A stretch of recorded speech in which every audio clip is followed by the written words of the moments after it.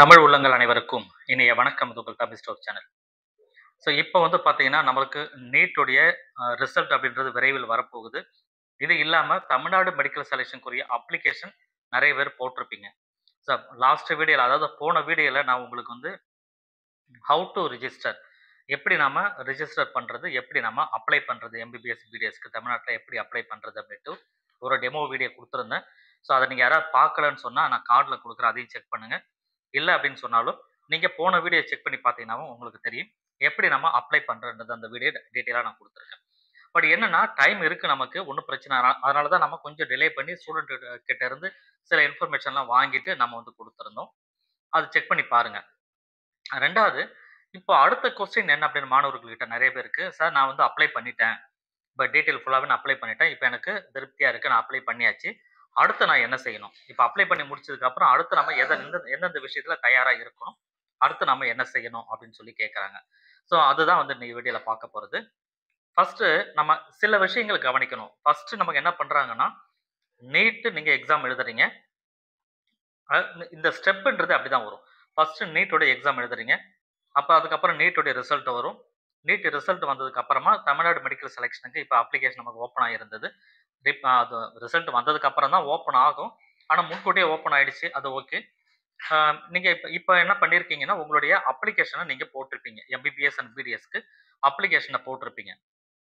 Application sorry application நீங்க போட்டிருப்பீங்க. Application போட்டதுக்கு அப்புறம் இதுதான் நமக்கு ஃபர்ஸ்ட் ஸ்டெப். செகண்ட் நம்ம அடுத்து என்ன செய்யணும் அப்டின்னா, நீங்க எதுவுமே செய்ய தேவையில்ல. ஸ்டெப் 2ல அதாவது அடுத்தது அவங்க என்ன பண்றாங்க அப்டின்னா, ரேங்க் லிஸ்ட்ட ரிலீஸ் பண்ணுவாங்க.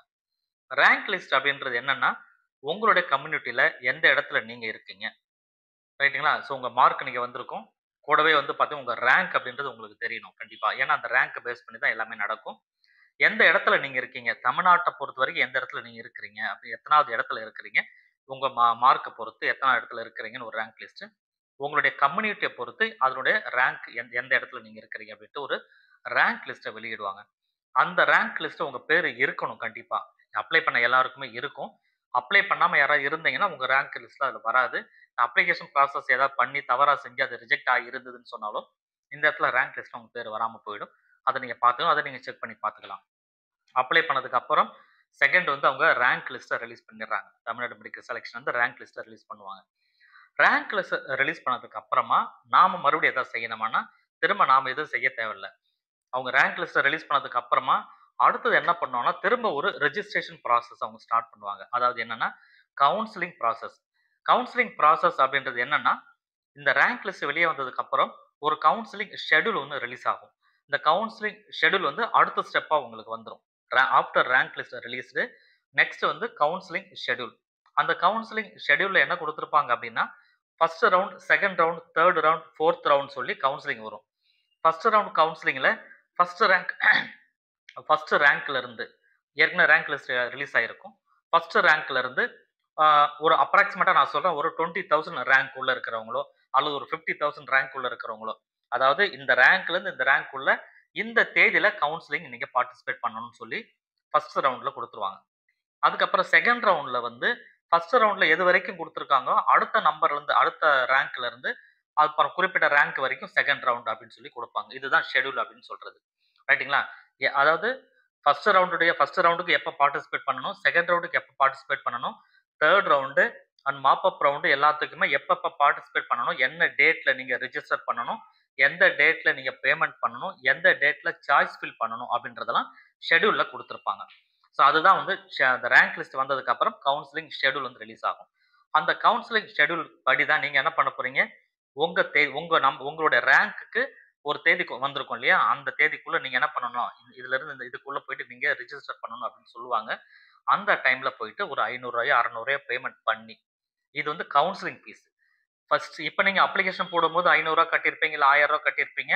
இது வந்து அப்ளிகேஷன் போட்டீங்க. அதுக்குரிய ஃபீஸ். அதுக்கப்புறம் கவுன்சிலிங்க்கு ஒரு ஃபீஸ் வாங்குவாங்க. அது ரூ. 500 சம் அமௌண்ட் வரும்.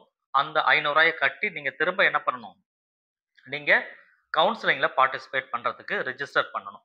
அப்படி ரிஜிஸ்டர் பண்ணதுக்கு அப்புறமா, நீங்க அந்த ஸ்டெப் முடிஞ்சிருது. ரிஜிஸ்டர் பண்ணிட்டீங்க. கவுன்சிலிங்ல பார்ட்டிசிபேட் பண்ண போறீங்க. கவுன்சிலிங்ல பார்ட்டிசிபேட் பண்ணதுக்கு அப்புறமா, நீங்க கேட்ட காலேஜ் உங்களுக்கு கிடைச்சிருக்கா? இல்லையா? அப்படின்றத அவங்க ரிசல்ட்டா ரிலீஸ் பண்ணுவாங்க. அதுதான் வந்து அலாட்மெண்ட் அப்படின்னு சொல்றது. கிடைச்சிருந்ததுன்னா உங்களுக்கு அலாட்மெண்ட் அப்படின்னு சொல்லி வரும். அது மறுபடியும் அதே வெப்சைட்ல போயிட்டு அலாட்மெண்ட் ஆர்டர நீங்க டவுன்லோட் பண்ணணும். உங்களுக்கு நீங்க உங்க மதிப்பெண்ணுக்கு நீங்க கேட்ட காலேஜ் உங்களுக்கு கிடைச்சிருக்கு அப்படின்னு சொன்னாலோ, அல்லது நீங்க சாய்ஸ் ஃபில்ல குடுத்த காலேஜ்ல எந்த காலேஜ் உங்களுக்கு கிடைச்சிருக்கோ, அவங்க வந்து அலாட்மெண்ட் ஆர்டர் குடுப்பாங்க. அலாட்மெண்ட் ஆர்டர டவுன்லோட் பண்ணும்போது, செக்யூரிட்டி டெபாசிட்டோ, ஃபீஸோ நீங்க பே பண்ணிட்டு டவுன்லோட் பண்ற மாரி இருக்கும். அத வந்து செக்யூரிட்டி டெபாசிட் அப்படின்றது வந்து பார்த்தீங்கன்னா, மேனேஜ்மென்ட் கோட்டால உள்ள போறீங்க அப்படின்னு சொன்னா ₹1,00,000 கிட்டத்தட்ட வரும். அதுவே வந்து அ பிரைவேட் காலேஜ்ல கவர்ன்மென்ட் கோட்டாக்கு உள்ள போனீங்க அப்படின்னு சொன்னாலும், நீங்க வந்து உங்களுக்கு 30,000 வந்து செக்யூரிட்டி டெபாசிட்டா வரும். இது வந்து 2மே ரீஃபண்டபிள். உங்களுக்கு 2மே ரீஃபண்டபிள். நீங்க வந்து சீட்டு கிடைச்சாலும் சரி, கிடைக்கலனாலும் சரி, உங்களுக்கு அது திரும்ப ரீஃபண்ட் ஆயிடும். இனிஷியல்ல ஒரு செக்யூரிட்டி டெபாசிட்ட உங்களுக்கு வாங்கி வைப்பாங்க. பிரைவேட் காலேஜ் கவர்ன்மென்ட் கோட்டாவுக்கு 30,000 நீங்க மேனேஜ்மென்ட் கோட்டாவுக்கு ₹1,00,000 செக்யூரிட்டி டெபாசிட் வரும். அதுக்கப்புறமா அதெல்லாம் நீங்க பே பண்ணி முடிச்சதுக்கு அப்புறமா, நீங்க அலாட்மெண்ட் ஆர்டர டவுன்லோட் பண்றீங்க. அத டவுன்லோட் பண்ணிட்டு, காலேஜ்ல போய் ரிப்போர்ட் பண்ணிட்டு, உங்க அட்மிஷன் ப்ராசஸ நீங்க கம்ப்ளீட் பண்றீங்க. ஸோ இதுதான் வந்து ஸ்டெப். இதுல உங்களுடைய பங்கு எதுவுமே கிடையாது. என்ன அப்டின்னா, ரேங்க் லிஸ்ட் வந்ததுக்கு அப்புறம் இப்ப அடுத்த ஸ்டெப் அதான் வரும் நமக்கு. ரேங்க் லிஸ்ட் வந்ததுக்கு அப்புறமா, எந்த ரேங்க்ல நீங்க இருக்கீங்கன்னு தெரிஞ்சுக்கங்க. ஷெட்யூல் வரும். கவுன்சிலிங் ஷெட்யூல் வந்ததுக்கு அப்புறம் எந்த ஷெட்யூல்ல, எந்த டைம்ல போய் நீங்க அ கவுன்சிலிங்ல பார்ட்டிசிபேட் பண்ணணும். எல்லாமே ஆன்லைன் தான். ஆஃப்லைன் கிடையாது. நீங்க டைரக்ட்டா போணும்னு எந்த எந்த அவசியமே கிடையாது. எல்லாமே ஆஃப்லைன் தான். உள்ள போயிட்டு நீங்க சாய்ஸ் ஃபில் பண்ண போறீங்க. சாய்ஸ் ஃபில் எந்த காலேஜ் வேணும், எப்படி வேணும்னு சாய்ஸ் ஃபில் இருக்கிற 36 government medical college, 22 private medical college எல்லாமே நீங்க சாய்ஸ் ஃபில்ல குடுக்கலாம். குடுத்துட்டு எம்பிபிஎஸ்க்கு அப்ளை பண்ணி முடிச்சீங்கன்னா, நீங்க குடுத்த சாய்ஸ் படி ஆட்டோமேட்டிக்கா சிஸ்டம் வந்து சீட்ட அலாட் பண்ணிட்டே வரும்.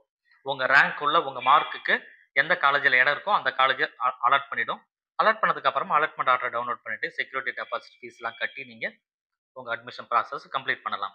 ஸோ இதுதான் அடுத்தடுத்த ப்ராசஸ் நடக்கும். நீங்க எதுவும் ஒரி பண்ணிக்க தேவையில்ல. இப்போதைக்கு உங்களுடைய அப்ளிகேஷன் ப்ராசஸ்ல மட்டும் நீங்க கான்சன்ட்ரேட் பண்ணா போதுமானது. ஸோ இந்த விவரங்கள் உங்களுக்கு புடிச்சிருந்ததுன்னா, இந்த வீடியோவ லைக் குடுத்துங்க. உங்க ஃபிரெண்ட்ஸ்க்கு இந்த வீடியோவ தவறாம ஷேர் பண்ணுங்க. Thank you.